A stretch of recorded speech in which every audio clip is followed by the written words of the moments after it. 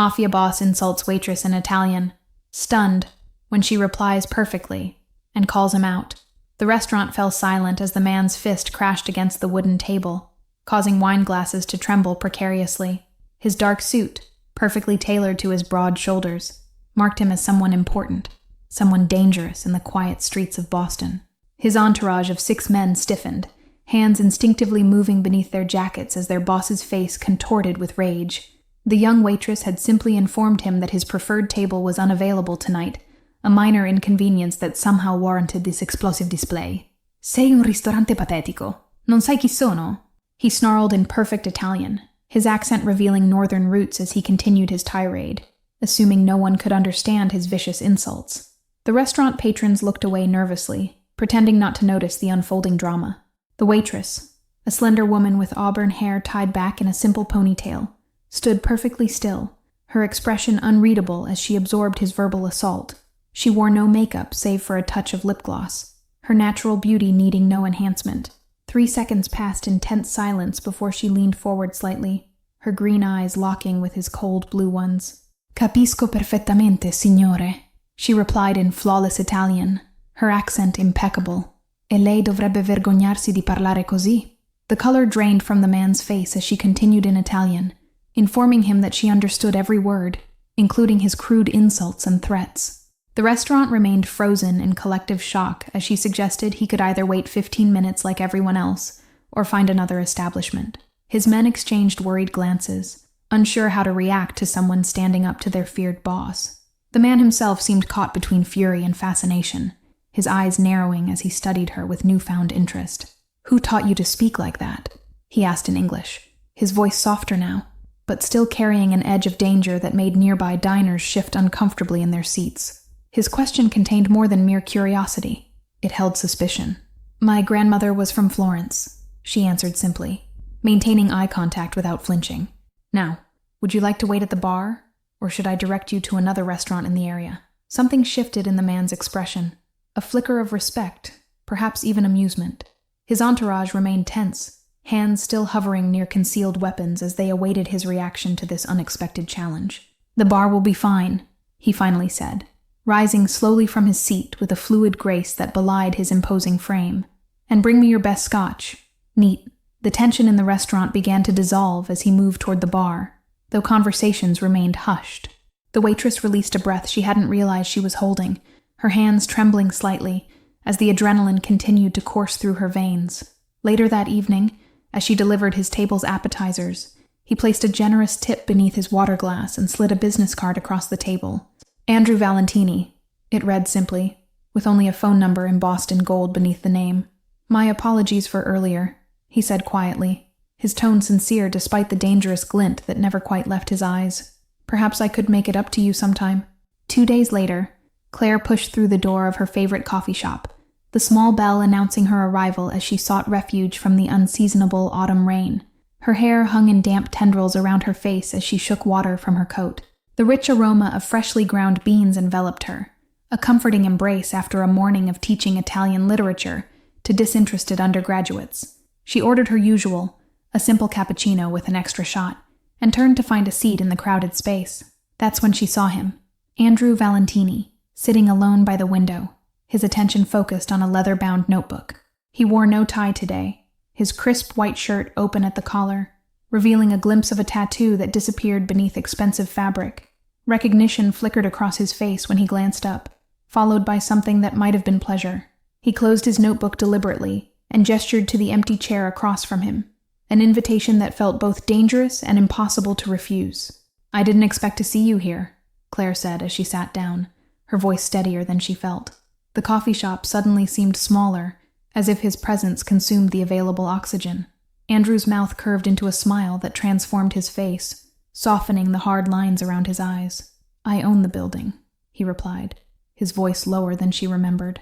"I come here to think sometimes." Claire studied him across the small table, noting the shadows beneath his eyes and the tension in his shoulders. "You look like someone carrying too many secrets," she observed before she could stop herself. His expression changed, surprise replacing the careful neutrality he maintained. "Most people are too afraid to speak to me that way," he said, leaning forward slightly. "Why aren't you?" My father always said fear is just curiosity that hasn't found its voice yet, she replied, wrapping her hands around the warm ceramic mug. And I've always been too curious for my own good. Andrew laughed then, a genuine sound that drew glances from nearby tables. Your father sounds like a wise man, he said, studying her with renewed interest. Is he the one who taught you to stand your ground against men like me? Claire's expression darkened momentarily as she traced the rim of her cup with one finger. My father died when I was 15, she answered quietly. But yes, he taught me never to bow my head to intimidation. Silence stretched between them, neither uncomfortable nor easy, simply a space filled with unasked questions. Outside, the rain intensified, drumming against the windows and creating a private soundtrack for their unexpected meeting. My grandmother from Florence, Andrew began, breaking the silence. She used to quote Dante when I was a child. L'amor che muove il sole e l'altre stelle. His accent was perfect, the words flowing like water over stones. Claire's eyes widened slightly, recognizing the line from Paradiso. The love that moves the sun and the other stars, she translated automatically. You've read Dante's Divine Comedy? There are many sides to me that might surprise you, Claire, he said, using her name for the first time. The sound of it on his lips sent an involuntary shiver down her spine. Claire's apartment was a sanctuary of books and warm colors, shelves lining every available wall space in her modest one-bedroom home. Classical music played softly as she graded papers, red pen marking thoughtful comments in the margins of her students' essays on Petrarchan's sonnets. Her life followed a predictable pattern: teaching during the day, research in the evenings, occasional dinners with colleagues who shared her passion for Renaissance literature. She had built this quiet existence deliberately after the chaos of her childhood, finding comfort in academic pursuits. Andrew's world couldn't have been more different, a fact made abundantly clear as he sat in his office overlooking the Boston harbor, listening to reports about territory disputes. The Valentini family had controlled the waterfront for 3 generations, their legitimate businesses masking more profitable ventures. The weight of his responsibilities pressed down on him like a physical force as he dismissed his lieutenants, remaining alone with the panoramic view of the city he both protected and exploited. His father's portrait hung on the wall, a constant reminder of expectations and legacy. 3 weeks had passed since the coffee shop, and Andrew had found himself thinking about Claire more often than he cared to admit. Her directness, so different from the calculated deference he typically encountered, had left an impression he couldn't easily dismiss. He turned the business card over in his fingers, not his own, but hers, which she had given him as they parted ways. Boston University, Department of Italian Studies, it read, alongside her name and contact information, a window into her world. The rational part of his mind warned against pursuing any connection with someone so removed from his reality. Claire existed in sunlight, in the world of ideas and beauty, while he operated in shadows and pragmatic violence when necessary. Yet something about her had awakened a long-dormant curiosity in him, a desire to experience something genuine in a life surrounded by strategic relationships and calculated loyalties. Her honesty was as refreshing as it was dangerous. He reached for his phone, hesitating only briefly before dialing her number. The late afternoon sun cast long shadows across his office as he waited, wondering what words he would choose when she answered. Claire's voice, slightly breathless, as if she had rushed to answer, filled the line. "Professor Montgomery speaking," she said, professional and composed despite the slight elevation in her tone. "It's Andrew," he replied simply, realizing he had no prepared speech, no strategic approach to this conversation. "I was wondering if you might be free for dinner tomorrow evening." The pause that followed seemed to stretch into eternity, filled with all the reasons this was a terrible idea. Their worlds existed on opposite sides of an unbridgeable divide: academia and organized crime, literature and power, transparency and secrets. "There's a small Italian place on Hanover Street," she finally answered, surprising them both with her acceptance. 7 o'clock? I'll meet you there. As he confirmed the details, Andrew felt something shift within him, a subtle realignment of priorities. For the first time in years, business would wait while he pursued something solely for himself, regardless of the complications it would inevitably bring. Claire hung up the phone and stared at it in her hand, wondering what forces had compelled her to accept his invitation. Something in his voice had reached past her carefully constructed defenses, touching a part of her that craved more than the safety of books and classrooms. The small Italian restaurant on Hanover Street buzzed with conversation as Claire entered, her emerald dress catching the soft glow of pendant lights. She spotted Andrew immediately, seated in a corner booth away from windows, two of his men lingering discreetly at the bar. "You look beautiful," he said, as she slid into the seat across from him, his eyes taking in the simple gold necklace at her throat. The restaurant owner himself approached with a bottle of wine, bowing slightly to Andrew with obvious deference. Claire noticed how other diners glanced their way, curiosity and apprehension mingling in their quick looks. "People are afraid of you," she observed quietly as the wine was poured. "Does that bother you?" Andrew considered her question, swirling the ruby liquid in his glass before answering. "Fear creates distance," he finally replied. "And sometimes distance is necessary in my position." They ordered in Italian, the conversation flowing more easily than either had expected as they discovered shared interests beyond Dante. Andrew spoke of his travels through Tuscany, while Claire described the year she spent researching in Florence archives. "My grandmother would have liked you," he said unexpectedly, his expression softening with memory. "She used to say that strong women are God's way of keeping powerful men honest." As dinner progressed, Claire found herself drawn to the contradictions in him. The ruthless businessman who could quote poetry, the feared leader who spoke of his grandmother with genuine tenderness. The warning bells in her mind grew fainter with each glass of wine. Andrew felt something shift inside him as he watched her laugh, a genuine sound untainted by calculation or fear. He had grown accustomed to people telling him what they thought he wanted to hear, their words carefully chosen to avoid his displeasure. "Why did you really invite me to dinner?" Claire asked suddenly, her directness cutting through the pleasant haze of wine and conversation. Her green eyes held his, demanding truth rather than charm. The question caught him off guard, stripping away the practiced responses he typically employed. "Because you're the first person in years who spoke to me as a man, rather than a reputation," he answered, surprising himself with his honesty. Claire nodded slowly, accepting his answer without comment as she sipped her wine. Outside the restaurant, a black SUV with tinted windows pulled up, the driver watching the entrance with calculated vigilance.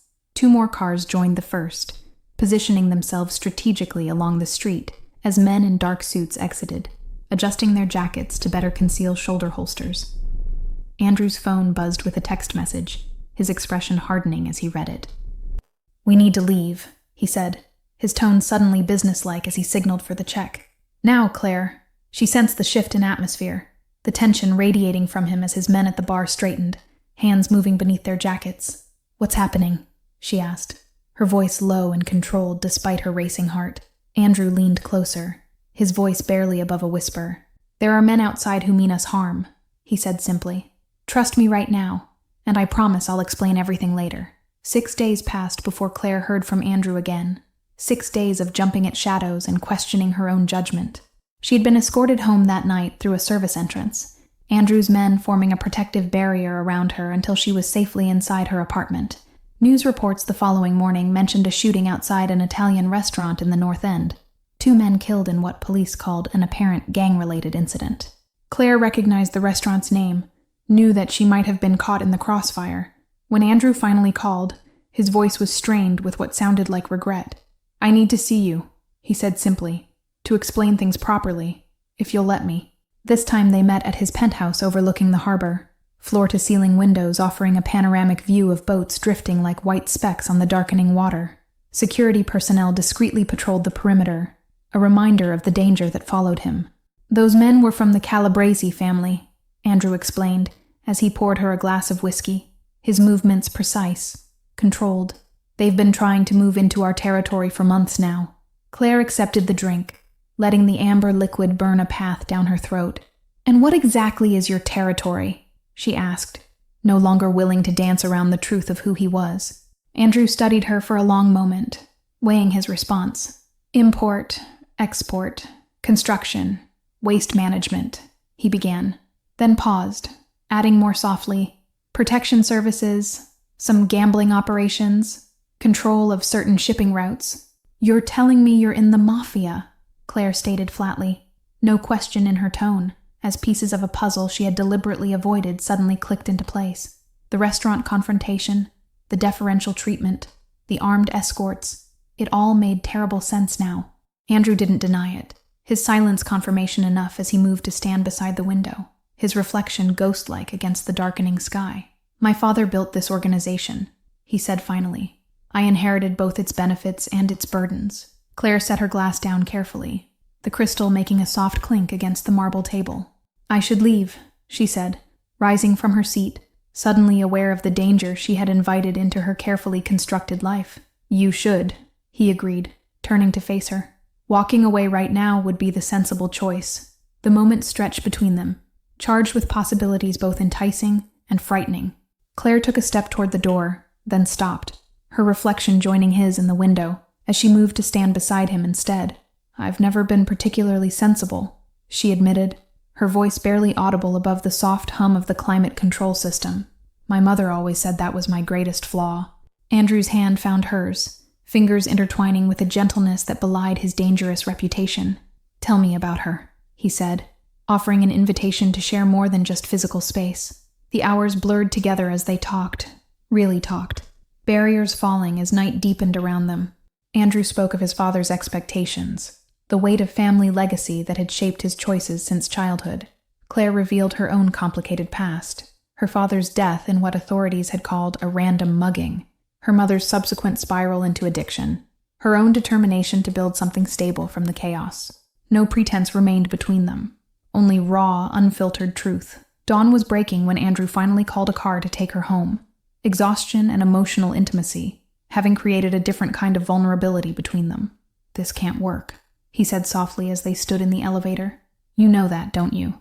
3 weeks of cautious happiness followed, a delicate balance of Claire's academic world and carefully controlled glimpses into Andrew's. They met in private spaces, her apartment, his penthouse, a lakeside cabin outside the city, avoiding the public eye and the dangers it might bring. The transformation in Andrew was subtle but unmistakable to those who knew him well. His lieutenant Carlos noticed it first, the slight softening around his eyes, the occasional distraction during business meetings, the private phone calls that brought rare smiles to his otherwise stoic expression. The Calabresi are making moves again, Carlos reported one afternoon, sliding surveillance photos across Andrew's desk. They'd been watching the university boss, specifically the Italian Studies department. Ice formed in Andrew's veins as he studied the images. Claire leaving her classroom, stopping for coffee, unlocking her apartment door. The message couldn't have been clearer if they'd painted it in blood across her doorway. He dismissed Carlos with a nod, then sat alone in his office as darkness gathered, weighing options that all seemed to end in loss. The Valentini family had enemies. Always had. Always would. It was the nature of the business, the price of power in their world. Claire had become his weakness, a vulnerability his enemies had already identified and would not hesitate to exploit. The realization settled like lead in his stomach as he reached for his phone to make the call that would break both their hearts. She knew something was wrong the moment she saw his face, the careful blankness of his expression as he entered her apartment that evening. You're ending this, she said before he could speak, her academic mind quickly processing the evidence before her. They know about you, Andrew confirmed, maintaining a careful distance between them. The Calabresi family. They've been watching you, sending a message to me through their surveillance. The photographs Carlos had shown Andrew revealed not just Claire's daily routine, but something more disturbing. A man in a dark coat who had followed her for weeks undetected. This shadow had stood outside her classroom, waited across from her favorite bookstore, even sat 3 tables away during her weekly coffee meetup with colleagues. Andrew's security team had identified him as Paolo Calabresi, nephew of the family patriarch, and known for his particular brand of cruelty. The implied threat couldn't have been clearer. They knew exactly how to hurt Andrew most effectively now, and they were demonstrating their patience. Claire's fingers trembled slightly as she processed this information, memories of her father's last days suddenly vivid in her mind. He too had been followed before his cover was blown, subtle warnings escalating into that final, fatal encounter that police had dismissed as random violence. There's something else, Andrew said, his voice dropping even lower as he pulled out his phone and showed her an intercepted message. On the screen was a conversation between Calabresi operatives mentioning Claire's mother, her current address, her medication schedule, her vulnerability. The color drained from Claire's face as she read the exchange, realizing the threat extended beyond her to the one person she had left in the world. Her mother had rebuilt her life after years of addiction following her husband's murder, her sobriety now a fragile treasure that Claire refused to see destroyed. Claire felt her carefully constructed world tilting beneath her feet, the danger she had intellectually acknowledged suddenly becoming viscerally real. So you're just giving up? She challenged, anger rising to mask the fear crawling up her spine. I'm protecting you, he corrected, his voice hardening with resolve. This isn't a negotiation, Claire. These people don't make empty threats, and I won't risk your life because of who I am. The silence that followed felt like a physical entity, heavy and suffocating as it filled the small space between them. Claire moved to her bookshelf, fingers tracing the spine of a worn volume of Dante before turning back to face him. My father wasn't killed in a random mugging, she said quietly, her voice steady despite the tremor in her hands. He worked for the FBI, investigating organized crime in Chicago. His cover was blown 2 days before he was murdered. Andrew's expression changed. Surprise followed quickly by understanding as this new information forced a recalibration of everything he thought he knew about her. You knew exactly who I was from the beginning, he realized, the pieces falling into place. I recognized your name that first night at the restaurant, she admitted, meeting his gaze without flinching. The Valentini family has quite the file in federal records. I should know. I've read it cover to cover. Andrew moved toward her then, stopping just short of reaching out. Why would you put yourself at risk like this? Was it some misguided attempt at justice for your father? Claire shook her head, a sad smile touching her lips. I told myself I was just curious at first. Then I told myself I was gathering information. But the truth? She paused, vulnerability evident in her eyes. I fell in love with the man behind the name, despite everything I knew I should feel. Andrew stepped back, creating physical distance while his mind raced to process Claire's revelation. You need to leave Boston, he said finally, his tone leaving no room for negotiation. Tonight. I'll arrange everything. New identity, new position at a university far from here. Claire shook her head, defiance flashing in her eyes, despite the fear she couldn't fully hide. I won't be chased away from my life, my career, everything I've built, she insisted, crossing her arms protectively across her chest. This isn't a game, Claire, Andrew replied, frustration bleeding into his voice as he ran a hand through his hair. The Calabrese family doesn't make idle threats. They'll use you to get to me, and they won't be gentle about it. The weight of reality settled over them both as night deepened outside Claire's apartment windows. By morning, she had agreed to a temporary compromise, a sabbatical, officially to conduct research, actually to disappear until Andrew could resolve the threat. He didn't tell her his plan, didn't mention the meeting already scheduled with the heads of 3 allied families, didn't discuss the dangerous gamble he was about to make. Some burdens were his alone to carry, the price of his position. The goodbye at the private airfield was brief, practical, both of them aware of watching eyes that might report back to enemies. 6 weeks, Andrew promised, his hand lingering on hers for one moment longer than necessary. Stay safe until then. As her plane disappeared into cloud cover, Andrew returned to his car where Carlos waited with details of the upcoming meeting. The plan was already in motion, a dangerous restructuring that would either secure his future or destroy everything his family had built. Empty days stretched into weeks as Claire settled into the remote cabin in northern Maine, her only company the security team stationed discreetly on the property perimeter. She filled hours with research and writing, trying to ignore the constant worry gnawing at her concentration. The satellite phone Andrew had given her remained silent, except for brief weekly check-ins. His voice increasingly strained each time, despite his assurances that everything was proceeding according to plan. She recognized the sound of someone carrying an unbearable burden. 4 weeks into her exile, Claire woke to find the head of her security detail standing in her kitchen, his expression grim as he handed her a sealed envelope. Direct orders from Mr. Valentini, he explained, stepping back respectfully to give her privacy. Inside was a single sheet of paper containing 3 sentences in Andrew's distinctive handwriting. Whatever you hear, don't believe it. Wait for Carlos. I love you. The last 3 words blurred as tears filled her eyes, the first time he had expressed the feeling so directly. 2 days later, news reports announced the shocking murder of Boston crime boss Andrew Valentini, gunned down outside his downtown office in what authorities described as an escalation in an ongoing turf war. The security team around Claire's cabin immediately doubled. Carlos arrived 3 days after the news broke, his face haggard with exhaustion as he presented Claire with a thumb drive and a set of passports. He wanted you to have these, he said simply, refusing to elaborate further as he escorted her to a waiting helicopter. The contents of the thumb drive explained everything. Detailed evidence of the Calabrese family's operations, financial records of corrupt officials, locations of weapon caches and drug warehouses. Andrew had compiled enough evidence to destroy his rivals completely.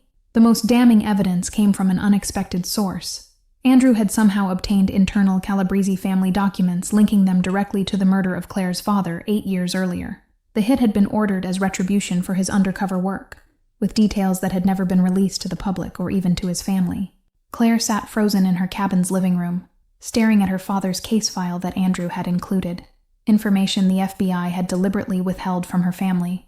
The official story of a random mugging had been a convenient lie, protecting ongoing investigations while denying them closure. Among the evidence was an audio recording of Paolo Calabrese boasting about eliminating the Montgomery problem, describing with sickening detail how Claire's father had been followed for weeks before the carefully staged robbery that left him bleeding in an alley. Her hands shook as she forced herself to listen to the end. Andrew had included a personal letter explaining his plan. By sacrificing his own identity and position, he could ensure the Calabrese family would fall completely while creating an opportunity for them both to escape the cycle of violence. His detailed confession would be released only after he was presumed dead, timed precisely to maximize damage to his enemies. The final coordinates led to a coastal property registered under a shell company, purchased 3 years earlier when Andrew had first begun contemplating an exit strategy. Before meeting Claire, it had been merely a contingency plan. After knowing her, it had become his goal, a possibility of something he had never dared hope for: freedom. Claire understood the magnitude of what he had done, the sacrifice made not just for her, but for himself, a chance at freedom from the life that had been chosen for him, rather than by him.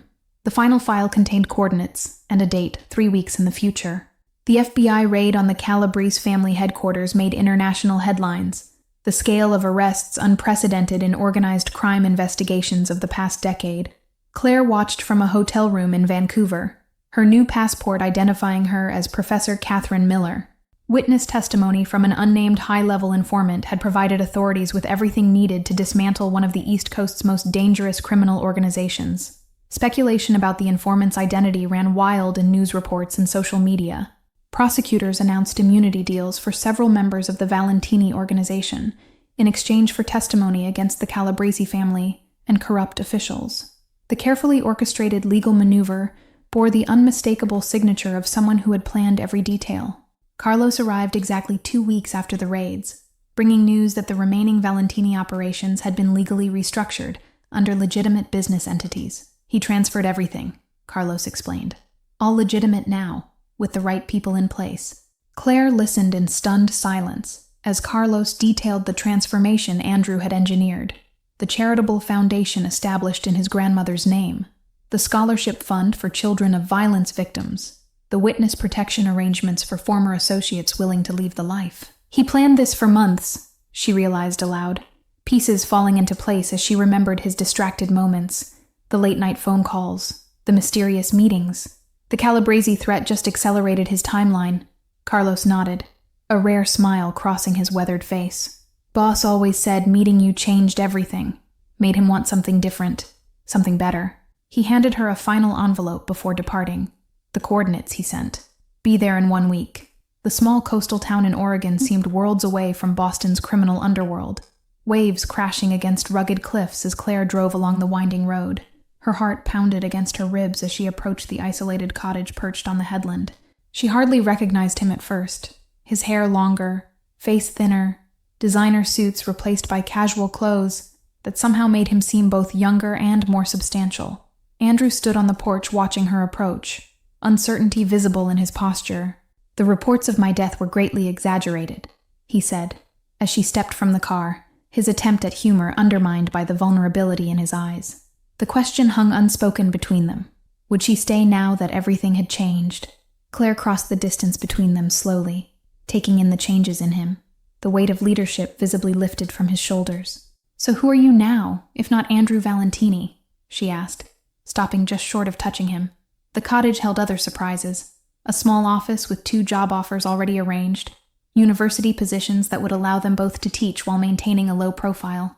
Andrew had leveraged connections far from his criminal world to secure these legitimate opportunities, ensuring they would have means to support themselves. On the bookshelf beside classics of Italian literature sat several leather-bound journals, Andrew's personal writings from the past year, documenting his gradual disillusionment with the family business and his increasingly desperate search for a way out that wouldn't result in bloodshed for those loyal to him.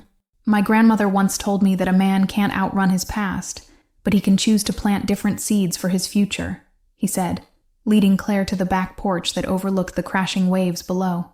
The view stretched endlessly, a metaphor for possibilities neither had believed were within reach. Claire noticed the subtle changes in his demeanor. Gone was the vigilant tension that had characterized his movements in Boston, the constant awareness of threats and calculation of advantage. In its place was something approaching peace, though old habits remained in the way his eyes still scanned the perimeter periodically. What struck her most was the sound of his laugh, fuller, uninhibited by the weight of reputation and responsibility that had constrained him before. When he spoke of their future possibilities, his hands moved animatedly, painting pictures of ordinary joys that had once seemed impossible fantasies. "David Wells," he answered, presenting a new identity created through channels that wouldn't be traced back to either of them. History professor with a specialization in Renaissance Italian literature. "Apparently, I've just been offered a position at Pacific Northwest University." Sunlight broke through clouds as Claire closed the final distance between them, her hand reaching up to touch his face, confirming the reality of his presence. "Professor Wells will need someone to show him around the department," she said softly. The kiss that followed was different from those they had shared before. No shadows lurking at the edges, no unspoken threats hanging over their heads, just the possibility of something neither had dared hope for. Second chances were rare in either of their worlds. Andrew led her inside the cottage, where books already lined shelves and research papers were spread across a desk by the window. "I've been catching up on my Dante," he explained, a hint of his old confidence returning as he showed her his new life. 1 year later, Claire stood in the faculty lounge of Pacific Northwest University, watching David interact with colleagues during the department's welcome reception. He moved with ease among the academics, his natural charm and genuine interest in their work quickly making him a favorite. No one questioned their backstory. They had met at a conference in Florence, bonded over shared research interests, fallen in love amid ancient architecture and poetry. The simple narrative contained just enough truth to be convincing, while revealing nothing of the danger that had brought them together. "Your husband is quite the addition to our department," the dean commented, joining Claire by the refreshment table. "His paper on modern interpretations of Dante's Inferno has already been accepted for the symposium in Chicago next month." Claire smiled, pride mixing with amusement as she watched David expertly navigate a debate about translation ethics with the linguistics professor. The skills that had once helped him manage criminal territories now served him well in academic politics. Their cottage had become a true home over the past year, filled with books and music, and the comfortable routines of a shared life. Sometimes at night, she would find him standing on the porch, looking out over the ocean with an expression that suggested he still couldn't believe his freedom. The nightmares came less frequently now, those moments when he would wake suddenly, reaching for weapons that were no longer there, haunted by decisions made in his former life. Claire had her own ghosts, her father's memory a presence that both connected and complicated their relationship. They had made a pact to be honest about their pasts while focusing on their future, acknowledging the darkness without letting it eclipse the light they had found together. Some days were easier than others, the transition from their former lives still a work in progress. David excused himself from the academic discussion and made his way back to Claire's side, his hand finding hers with the easy familiarity of people who had faced death together. "Ready to go home?" he asked, the private smile they shared containing worlds of meaning. The drive along the coast was one of their simple pleasures, windows down to let in the salt air as David recounted amusing faculty politics with the same analytical precision he once applied to territory disputes. Some skills, it seemed, transferred surprisingly well across worlds. At home, Claire kicked off her shoes and headed to the kitchen, while David checked the perimeter, a security habit he couldn't quite break, despite the peaceful nature of their new life. Old instincts died hard, particularly those that had kept them alive. Later, as moonlight spilled across their bed, David traced the line of Claire's jaw with gentle fingers. "Do you ever regret it?" he asked quietly, the question he still needed reassurance on occasionally. "Giving up your position at Boston, your colleagues, your name?" Claire turned to face him fully, her answer requiring no thought. "I gave up a job and a location," she corrected, "but I found myself, found us. That's not a sacrifice. It's a choice I'd make again in a heartbeat." David reached for the small box on the nightstand. something he had carried for weeks waiting for the right moment. "I was thinking," he said, opening it to reveal a simple gold band. "Maybe we could make it official. Legally, I mean. With our new names and our new life." Claire's breath caught as she recognized the ring. Not an expensive diamond that would have suited his former status, but a delicate gold band inset with small emeralds, the exact shade of her eyes. The choice reflected everything about their transformation. Priorities shifted from power to beauty. A year and a half after their first confrontation in that Boston restaurant, David whispered the same 3 words in Italian that had changed everything. "Ti amo davvero." "I truly love you." This time, they weren't spoken in anger or fear, but as a promise for their future. The small coastal community had accepted them easily. The new history professor and his wife, the Italian literature specialist who occasionally gave lectures at the local library on Renaissance poetry. Their neighbors found them charming, if somewhat private, never suspecting the vigilance behind their friendly smiles. Claire had found unexpected fulfillment in teaching community college students, many of whom were first-generation Americans or immigrants, seeking education later in life. Their hunger for knowledge reminded her of her own journey, though she kept the darker chapters of her story carefully locked away. They maintained certain precautions: separate bank accounts under their new identities, a secure satellite phone for emergency contact with Carlos, who now managed the legitimate Valentini businesses, and regular security sweeps of their property. Old habits died hard, even in paradise. Each year on her father's birthday, Claire privately reviewed the evidence Andrew had compiled against those responsible for his murder. The satisfaction of knowing the Calabrese family had been dismantled, its leaders imprisoned for decades on federal charges, brought a sense of justice neither she nor her mother had expected to find. The cottage garden had become Claire's passion, a tangible metaphor for their new life taking root. David often found her there among the herbs and flowers, her hands in the soil, building something beautiful from scratch, just as they were doing with their second chance at life together. Outside their window, waves crashed against the Oregon coastline, the rhythmic sound a reminder of time's constant forward motion. The past couldn't be erased, but it could be transformed, just as they had transformed themselves, breaking free from patterns that once seemed inescapable. Thank you all for following this story. If you're